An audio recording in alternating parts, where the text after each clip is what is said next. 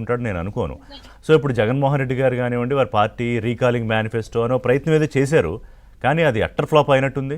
మొత్తం అసలు అప్పటి నుంచి సైలెంట్ అయ్యి మళ్ళీ నిన్న మాట్లాడారు ఈ పథకం సందర్భంగా, నాకు గుర్తుండి. అవునండి.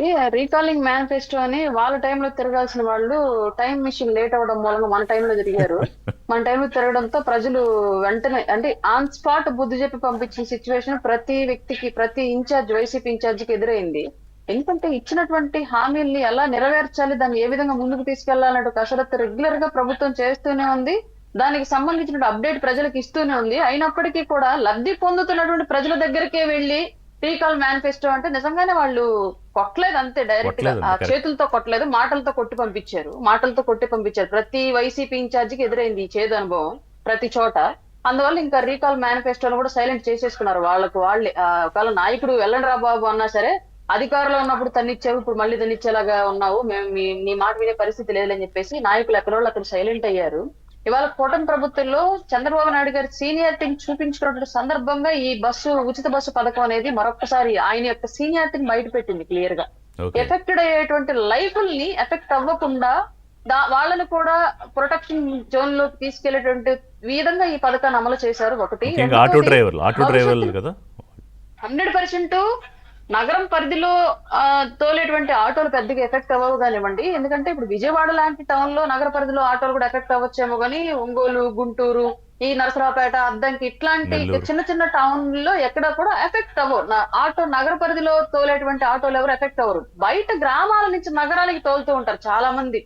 రెగ్యులర్ గా ఎక్కువ మంది మహిళలు వీటి మీద డిపెండ్ అయ్యి ప్రయాణం కొనసాగిస్తూ ఉంటారు. బస్సు వచ్చేదాకా మనం ఎక్కడ వెయిట్ చేద్దాంలే అని చెప్పేసి తక్కువని ఏదైనా డబ్బులే కదా, బస్కి ఇచ్చిన డబ్బులే, ఆటోకి ఇచ్చిన డబ్బులే కదా అన్న ఉద్దేశంతో ఒక 5 రూపాయలు ఎక్స్ట్రా ఉన్నా సరే ఆటో టైం సేవ్ చేసుకోవడానికి ఇమీడియట్ గా ఈ ఆటోల మీద డిపెండ్ అయ్యి తిరుగుతూ ఉంటారు వాళ్ళు రెగ్యులర్ గా. అట్లాంటి ఆటోలు ఇవాళ ఫ్రీ బస్ పథకం ద్వారా ఏంటంటే మహిళకు అరగంట ముందే రెడీ వచ్చి వెయిట్ చేస్తుంది బస్ కోసం, ఫ్రీగానే కదా అన్న ఉద్దేశంతో. సో ఈ ఆటోల life, auto driver life confirm గా ఎఫెక్ట్ అవుతుంది. వీళ్ళ గురించి కూడా ముందుగానే ఆలోచించి ఆయన ఈ పథకాన్ని ఇప్పుడు తీసుకురావడం అనేది నిజంగానే ఆయన సీనియారిటీని మరొకసారి బయట పెట్టింది.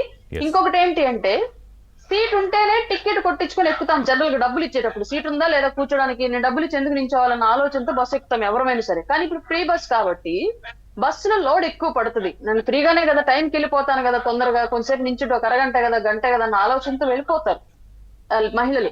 ఎక్కువ మంది 60 సీటింగ్ ఉన్నటువంటి బస్సుల సంఖ్య కూడా బహుశా పెంచాలేమో. బస్సుల సంఖ్య పెంచాలి, డ్రైవర్ల సంఖ్య పెంచాలి. ఆల్రెడీ డ్రైవర్స్ ని హైర్ చేసుకున్నారు, ప్రైవేట్ డ్రైవర్స్ ని తీసుకుంటున్నారు ఆల్రెడీ. దీనికి సంబంధించిన ఇంటర్వ్యూస్, టెస్ట్లు, డ్రైవింగ్ స్కిల్ టెస్ట్లు కూడా జరుగుతూ ఉన్నాయి. ఆల్రెడీ కొంతమంది రిక్రూట్ అయ్యారు. అలాగే బస్సుల సంఖ్య కూడా పెంచడానికి సిద్ధంగా ఉన్నారు. ఇన్ కేస్ బస్సుకి సంబంధించినటువంటి రిపేర్ సిస్టమ్ లో కూడా కొంత టెక్నికల్ ఎక్విప్మెంట్ కూడా రెడీ చేసుకుని సిద్ధంగా ఉంది గవర్నమెంట్.